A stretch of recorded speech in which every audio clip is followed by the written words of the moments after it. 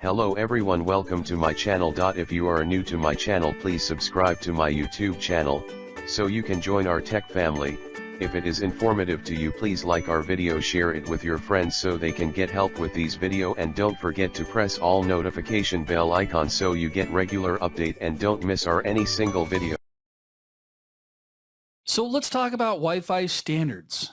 We should all have standards. I personally don't deal with any Wi-Fi that's less than dual-band gigabit. Anything less is just for the little people. Now, what I mean by this, or Wi-Fi standards, is I need to make sure you understand some concepts when it comes to these standards. First of all, Wi-Fi, for the most part, is what we refer to as line of sight, which means that the antennas have to see each other for the optimum transmission speeds. Anything that you place in between wireless devices degrade the signal. So, for example, a tree may not necessarily stop the signal, but it's going to break it up a bit. Here's what's really funny. Let's have a flashback.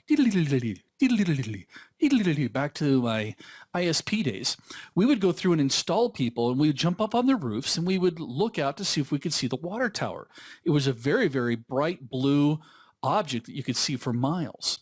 And many times we get up there not realizing the time and season, and it would be in the fall or winter, and we'd go, oh yeah, there's the water tower right over there. We'd set up the antenna, point it right at it. Things were great until spring came along, and then all of a sudden we had customers calling up saying, hey, my speeds are getting slower. And we'd go back out there, jump up on the roof, and go, where'd the water tower go? There's a bunch of trees in the way. It's because the leaves filled in. Now, different objects can create what we refer to as reflection. We'll talk about that here in just a second. And one of the biggest culprits of reflection is, buildings. So in your home, when you set up an access point, the sheetrock and studs in the wall slow the signal down, just like what we saw in the tree. If you place your access point in the basement, because of typically cinder blocks that are used down there or concrete, the signal gets absorbed and won't pass through. The same thing applies with steel. In fact, if you go to my kids' elementary school, you walk in the front door, it's such an old building. I guess I shouldn't complain because it's well constructed, obviously, but it's made out of brick and mortar, and it must be some thick brick because literally as soon as I walk in, my cell phone goes from 4 bars down to 0. And again, what's happening is that the signal's being reflected off of the material. One of the other biggest culprits, it's kind of interesting and cool, little side notes here for you, is water is a great reflector. Again, back when I had my ISP days, we would try to see how far we could see our signal. And if we were going to cross land, we were limited to about, 8 to 10 miles. Now, I just happen to live near a huge lake of salt. In fact, you might say it's a great salt lake. And just off of the lake or in the lake is a place that's called Antelope Island, and there's a causeway that you can drive out to it. And so we drove out to it, and it was a distance of about 10 miles to the water tower.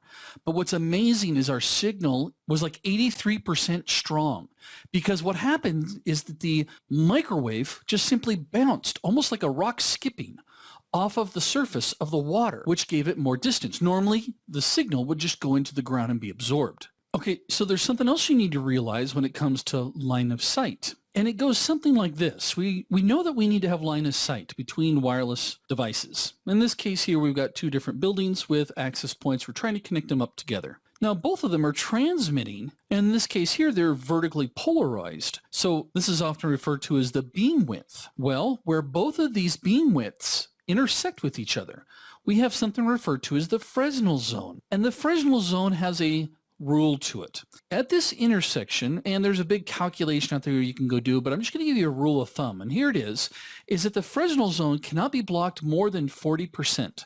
If it is blocked more than 40%, you have the possibility of not only losing bandwidth, but also not having any signal at all. This was another frustrating thing for me back in my ISP days, because again, we would go and we'd get a customer up and going, a business up and running, and all of a sudden another building would go up all of a sudden, or a tree would get taller and intersect into that Fresnel Zone.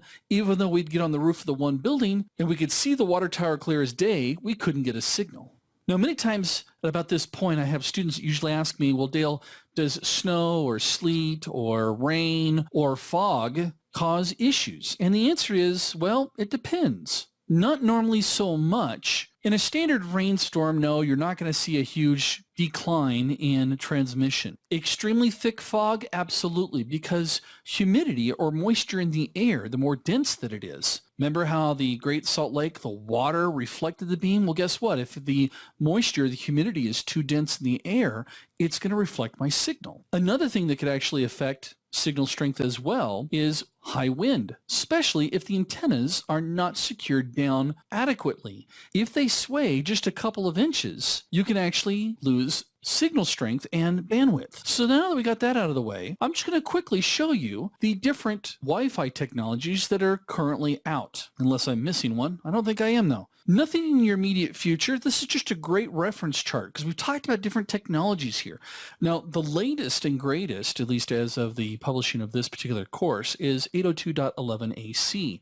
And I don't know if we'll see anything faster for some time. In fact, the time frame between N and AC was about 6 or 7 years, which is in computer years like a lifetime, right? Now, one of the big advantages of AC is that it does keep you cool. No, that's not what AC stands for. Maybe it's always cool. But it's based off of the original 802.11n. And because they did this, they actually extended the air interface to a wider RF band, actually up to like 160 megahertz. And they allow up to 8 MIMO connections or streams. It allows them to be backwards compatible with 802.11g, B, and A. Now, please always note that when they talk about speeds, these are theoretical speeds.